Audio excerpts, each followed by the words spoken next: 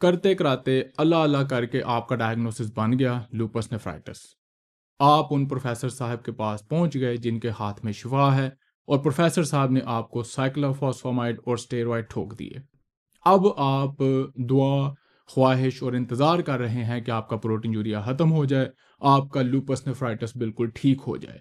लेकिन ये आपकी ख्वाहिश ही रह जाती है।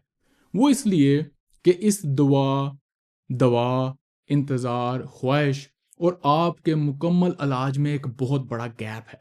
जब तक आप इस गैप को फिल नहीं करेंगे, आपको भरपूर फ़ायदा नहीं होगा। वो गैप क्या है, वो हम डिस्कस करेंगे आज की एपिसोड में। अस्सलाम वालेकुम, डॉक्टर वैज़का from expert consult clinic of Lahore, अपनी नेफ्रोलॉजी सीट से, अपने घर वाले स्टूडियो से। आपको अलामात हुई, आपने 4 होम्योपैथिक को दिखाया, 5 हकीमों को दिखाया और छठे प्रोफेसर के पास पहुंच के आपका डायग्नोसिस बन गया। इस वक्त तक आपकी 2 करोड़ की फाइल बन चुकी है, और 6 महीने दवाई खाने के बावजूद आपका प्रोटीन यूरिया मुकम्मल तौर पर ख़त्म नहीं हुआ और आप परेशान हैं कि ये क्या हो रहा है। उसकी कुछ वजह है, लेकिन उस वजह में जाने से पहले मैं थोड़ी क्लैरिफिकेशन करता चलूँ कि ये जो मैं सारा लैंग्वेज यूज़ करता हूँ, होम्योपैथिक, हकीम, दम दरूद, हमारी सारी सफरिंग जिसका मैं ज़िक्र करता हूँ, इंक्लूडिंग हमारी मेडिसिन, हमारे डॉक्टर, उसका मकसद आप पे तंज करना नहीं होता। उसका मकसद हाईलाइट करना होता है हमारे मुआशरती प्रॉब्लम्स को, और आपकी सफरिंग को एक्नॉलेज करना होता है। ये एक्नॉलेज करना होता है कि आप फजूल में सफ़र कर रहे हैं, और जिसके आप भी कसूरवार हैं और हम सब एज ए सोसाइटी कसूरवार हैं। आइडियली आप जिस दिन पहले दिन आपको तकलीफ हो, आप करीबी क्लिनिक में जाएं, वहाँ पे अगर उसी दिन नहीं तो कुछ दिन बाद बेसिक टेस्ट हो कि आपका डायग्नोसिस बनना चाहिए। ना ही आपको ये होम्योपैथिक हकीम और 6 प्रोफेसरों के चक्कर में पड़ना चाहिए, और ना ही आपको ये सारी सफरिंग से गुजरना ज़रूरी है। इसलिए मैं आपको अप्रिशिएट भी करता हूँ, एक्नॉलेज भी करता हूँ और इसको हाईलाइट भी करता हूँ, और मैं तब तक करता रहूँगा जब तक हम इन गैप्स को ख़त्म नहीं कर देंगे। अब वापस आते हैं लूपस की तरफ। लूपस की मैनेजमेंट में जो गैप्स हैं, उनको समझने के लिए आपको पिछली एपिसोड ज़रूर देखनी पड़ेगी, क्योंकि उन्हीं डायग्राम को लेके मैं आपको आज की मैनेजमेंट समझाने की कोशिश करूँगा। फिर डायग्राम से शुरू करते हैं। सबसे पहले आपको एक ट्रिगर आया जिससे आपका ऑटोइम्यून सिस्टम एक्टिवेट हो गया। उसने एंटीबॉडीज़ बॉडीज़ बनाई, जिनको हम लूपस में, वैसे तो बहुत सारी एंटीबॉडीज़ होती हैं लेकिन basic one anti double stranded DNA antibody.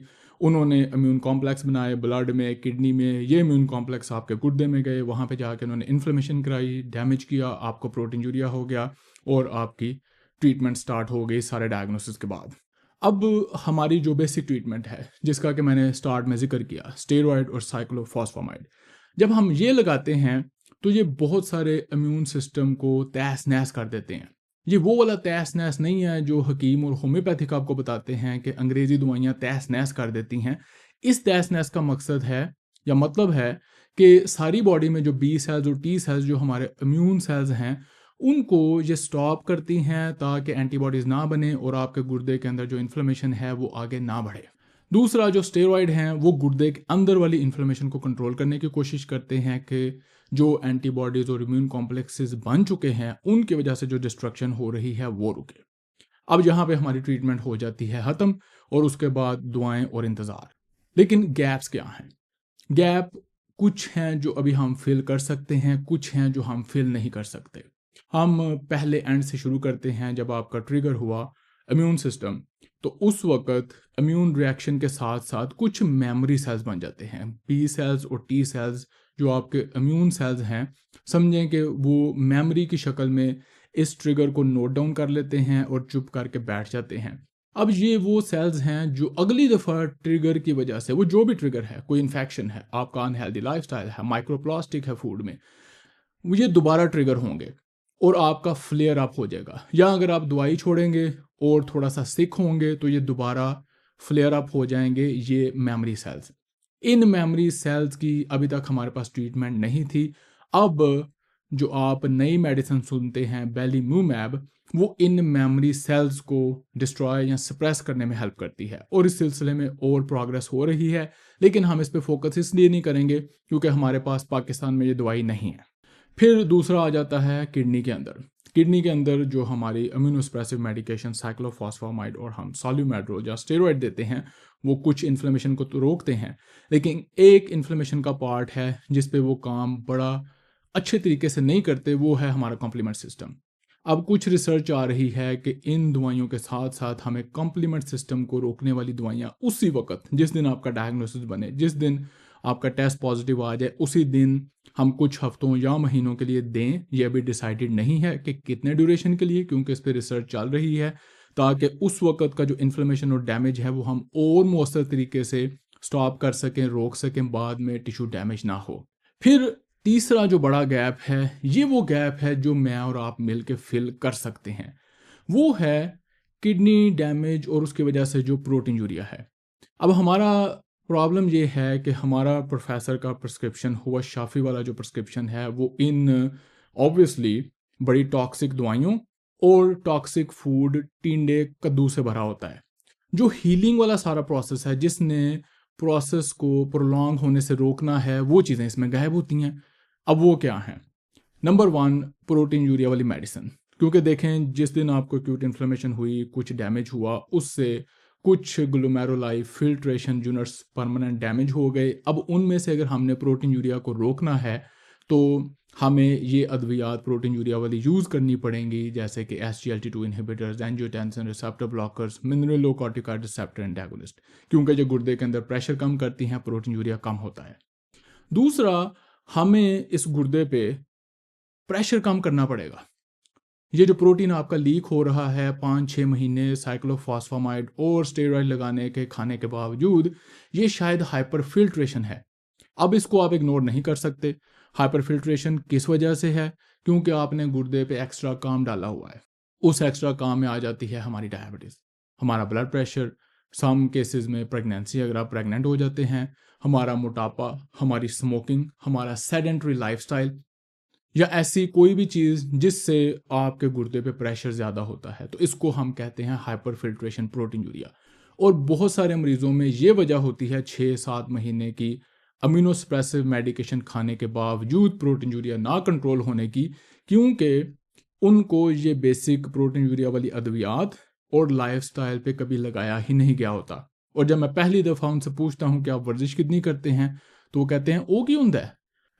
वर्जिश वो होती है जिससे आपकी ये सारी मेटाबॉलिक हेल्थ बेहतर होनी है। इसके साथ आपने अपनी खुराक बेहतर करनी है, अपनी नींद बेहतर करनी है, स्ट्रेस को मैनेज करना है, अद्वियात टाइम पे लेनी है, और गुर्दे के अंदर जो डैमेज हो चुका है उसके प्रेशर को कम करना है, ताकि आपका प्रोटीन यूरिया कंट्रोल हो। और इस प्रोटीन यूरिया ना कंट्रोल होने की वजह से कुछ प्रोफेसर्स आपको इम्यूनोसप्रेसिव मेडिकेशन पे लगा ही रखते हैं, हालांकि आपका इम्यून रिएक्शन ख़त्म हो चुका है, आपकी एंटीबॉडीज़ नेगेटिव हो चुकी हैं। और अगर हम बायोप्सी करें, अल्लाह ना करे हमें करनी पड़े, अगर हम रिपीट बायोप्सी करें तो आपको पता चलेगा कि वहाँ पे शायद कोई रिएक्शन रह नहीं गया, सिर्फ फाइब्रोसिस है।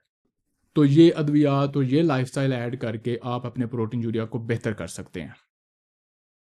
अब हम इसको सारे सिलसिले को समराइज़ करने की कोशिश करते हैं कि मैनेजमेंट में अभी हमारा फोकस है लूपस में सिर्फ इम्यूनोसप्रेसिव मेडिकेशन।